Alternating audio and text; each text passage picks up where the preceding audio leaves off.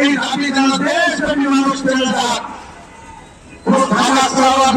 আগামী শনিবার ইসলামী মহাসম্মেলন মহাসম্মেলনে ডাক দিয়েছে।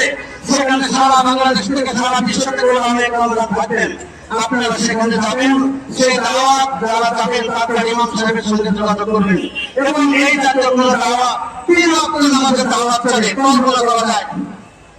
আমাদের দেশে 3 ওয়াক্ত নামাজের দাওয়াত দেয়, 2 ওয়াক্ত নামাজের দাওয়াত দেয়, গোলাম মোহাম্মদকে নবী মানার দাওয়াত দেয়।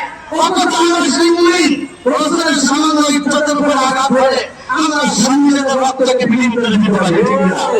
সুতরাং আমরা অত্যন্ত সহজ ভাষায় আমরা সরকারকে কাছে বিনীতভাবে আহ্বান জানাবো যে আপনি এই কাদিয়ানীদেরকে পরবর্তীতে যারা আসবেন এই কাদিয়ানী সম্প্রদায়কে কাফের ঘোষণা করার ব্যবস্থা করুন, অন্যথায় আপনি কাফের হয়ে পড়বেন।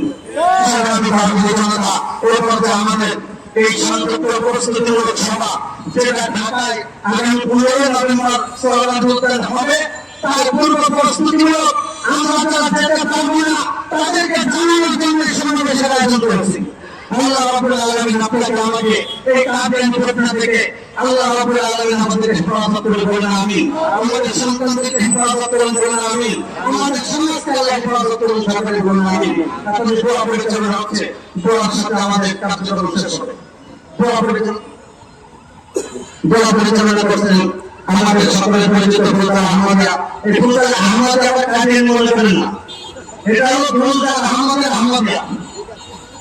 ফুলদার আহমদিয়া কেন্দ্রীয় জামে মসজিদের সম্মানিত ইমাম জনাব হাফেজ হযরত মাওলানা মুফতি আব্দুর রহমান সাহেব দোয়া পরিচালনা করছেন।